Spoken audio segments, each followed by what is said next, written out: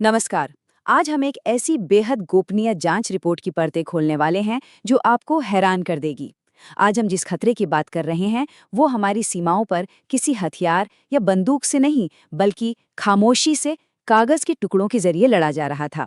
जी हाँ, हम बात कर रहे हैं एक ऐसे खतरनाक सिंडिकेट की जिसे भारत की अर्थव्यवस्था को अंदर से बिल्कुल खोखला करने के लिए डिजाइन किया गया था। तो चलिए, बिना किसी देरी के सीधे इस केस में उतरते हैं।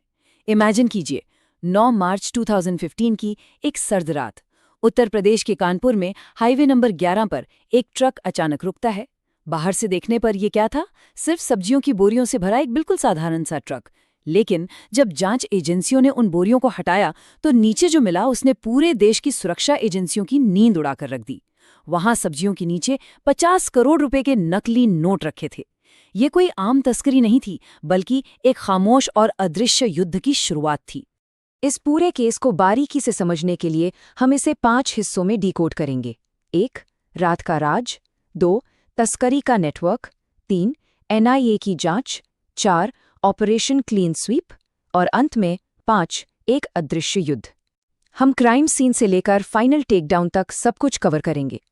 तो चलिए सबसे पहले बात करते हैं भाग 1 की, रात का राज। अब देखिए, कहानी की जड़ें उस ट्रक के पकड़े जाने से लगभग 2 साल पहले 2013 में ही पनप चुकी थी। तब खुफिया एजेंसियों को एक ऐसे साइलेंट पॉइजन यानी जहर का सुराग मिला था जो धीरे धीरे भारत की अर्थव्यवस्था में घोला जा रहा था। इसे नाम दिया गया आर्थिक आतंकवाद। मतलब बिना एक भी गोली चलाए किसी देश की अर्थव्यवस्था को नष्ट कर देना, महंगाई बढ़ा देना और सबसे बड़ा काम, सिस्टम से लोगों का भरोसा तोड़ देना। खुफिया रिपोर्टों के मुताबिक पाकिस्तान के पेशावर और कराची में कुछ सीक्रेट प्रिंटिंग सेंटर्स बनाए गए थे। इनका मकसद बाजार में इतने जाली नोट उतार देना था कि आम जनता का अपने ही पैसों से भरोसा उड़ जाए। लिटरली इसके लिए किसी बम या बंदूक की जरूरत ही नहीं थी, सिर्फ सही कागज और इंक का इस्तेमाल हो रहा था। अब आते हैं हमारे दूसरे और सबसे अहम हिस्से पर, तस्करी का नेटवर्क। नोट छापना तो बस पहला कदम था, राइट? असली खेल यानी कोर लॉजिस्टिक्स ये था कि इन जाली नोटों को भारतीय सीमाओं के पार कैसे लाया जाए। इस सिंडिकेट ने घुसपैठ के 3 बहुत ही सोचे समझे रास्ते बनाए। पहला और सबसे एक्टिव रूट था बांग्लादेश बॉर्डर। यहाँ घने जंगलों और हवाला नेटवर्क का इस्तेमाल करके मालदा और मुर्शिदाबाद में खेप पहुंचाई जाती थी। दूसरा रूट था नेपाल बॉर्डर। यहाँ की खुली सीमा और बिना वीजा की सुविधा का फायदा उठाकर काठमांडू के ऑपरेटर्स सीधे यूपी और बिहार में नोट भेज रहे थे। और तीसरा, एक बहुत ही क्रूशल बैकअप के रूप में समुद्री रास्ता। अंधेरी रातों में छोटी नाव के जरिए गुजरात और महाराष्ट्र के तटों पर नोट उतारे जाते थे। और पता है, हर रास्ते को अलग अलग कार्टेल बहुत ही परफेक्शन के साथ हैंडल कर रहे थे। जरा सोचिए, अगर आपके हाथ में ये नोट आ जाते तो क्या आप इन्हें पहचान पाते? सच कहूं तो बिल्कुल नहीं। ये नोट इतने खतरनाक थे कि बैंक के कर्मचारी तक धोखा खा जाते थे। जाली नोटों में बिल्कुल वही कॉटन और लिनन का मिक्स इस्तेमाल किया गया था जो असली नोटों में होता है। इनके सिक्योरिटी थ्रेड्स यानी सुरक्षा धागे और वाटरमार्क की इतनी सटीक कॉपी की गई थी कि दोनों के बीच फर्क करना लगभग नामुमकिन था। और इनका काम करने का तरीका, वो लिटरली एक मास्टर स्ट्रोक था। इसे सेल आधारित संरचना या सेल बेस्ड स्ट्रक्चर कहते हैं। मतलब प्रिंटिंग सेंटर से लेकर शहर के डिस्ट्रीब्यूटर तक हर व्यक्ति केवल अपने से अगली कड़ी को जानता था। अगर कोई बॉर्डर कुरियर पकड़ा भी जाता तो उसे पता ही नहीं होता था कि उसका मेन हैंडलर कौन है। इस स्ट्रक्चर ने असली मास्टरमाइंड को पूरी तरह से अदृश्य और अनट्रेसेबल बना दिया था। यहीं से शुरू होता है हमारा तीसरा हिस्सा, एनआईए की जांच। लेकिन कहते हैं ना, कोई भी क्राइम 100% परफेक्ट नहीं होता, कोई ना कोई सुराग छूट ही जाता है। 2014 में एनआईए ने इस सिंडिकेट के खिलाफ अपनी जांच शुरू की और आपको जानकर हैरानी होगी कि इस पूरे जाल का भंडाफोड़ किसी जेम्स बॉन्ड जैसे मिशन से नहीं, बल्कि बिहार के दरभंगा में एक छोटे से दुकानदार की सतर्कता से हुआ। उस दुकानदार को एक नोट की बनावट में कुछ अजीब लगा। उसने पुलिस को बताया और जब वो नोट एनआईए तक पहुंचा तो उन्होंने एक ही सीरियल नंबर को कई राज्यों में ट्रैक करना शुरू कर दिया। ये अपने आप में एक टर्निंग पॉइंट था। अब जरा इस टाइमलाइन पर नजर डालिए। एनआईए ने बहुत ही पेशेंस के साथ सबूतों की इस पूरी चेन को जोड़ा।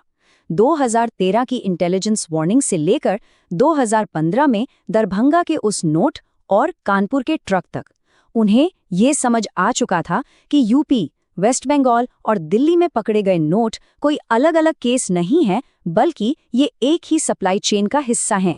यहाँ पर एनआईए ने एक बहुत ही स्मार्ट चाल चली। उन्होंने मालदा के एक कपड़ा व्यापारी रफीकुल इस्लाम को ट्रैक किया, लेकिन उसे तुरंत गिरफ्तार नहीं किया। इसके बजाय उन्होंने चुपचाप उसके फ़ोन टैप किए और उसकी ट्रैवल्स को मॉनिटर किया। वो देखना चाहते थे कि वो किससे मिल रहा है। इस साइलेंट मैपिंग के जरिए एनआईए छुपे हुए मास्टरमाइंड्स तक पहुंचने का रास्ता तैयार कर रही थी। और इसके बाद वक्त आया एक बड़े एक्शन का, भाग 4, ऑपरेशन क्लीन स्वीप। फिर अचानक एक ऐसा नेशन वाइड कैटलिस्ट आया जिसने रातों रात इस सिंडिकेट को घुटनों पर ला दिया। 8 नवंबर 2016 की रात 500 और 1000 रुपए के नोटों की नोटबंदी।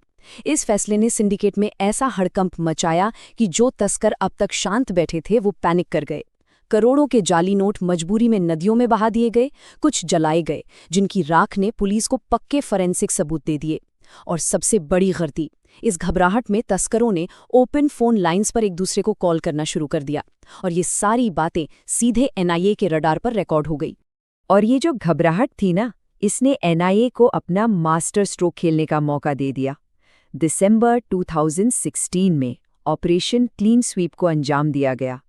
रात के ठीक 2 बजे मालदा, मुर्शिदाबाद, दिल्ली, कोलकाता और लखनऊ सहित पूरे 14 ठिकानों पर एक साथ एकदम सिंक्रोनाइज्ड रेड्स की गई।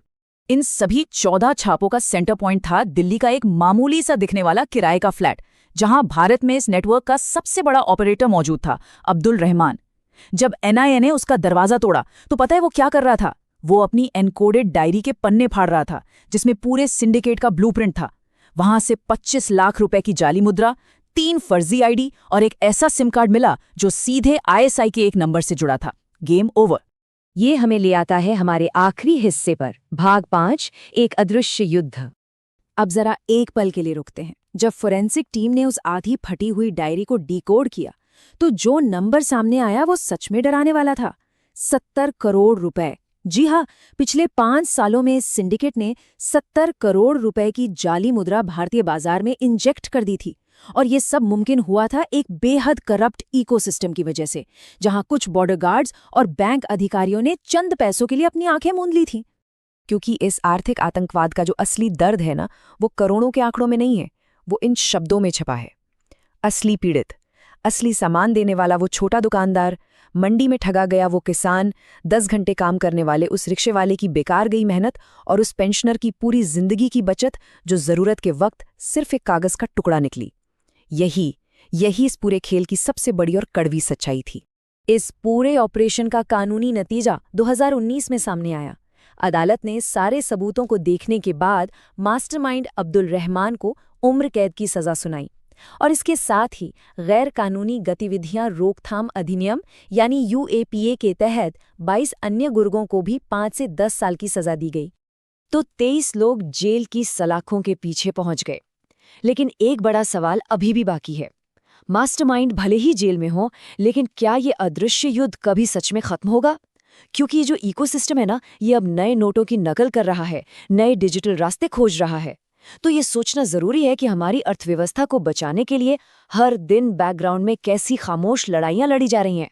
इसी विचार के साथ आज की ये गहरी पड़ताल हम यहीं समाप्त करते हैं। हमारे साथ जुड़ने के लिए आपका बहुत बहुत धन्यवाद।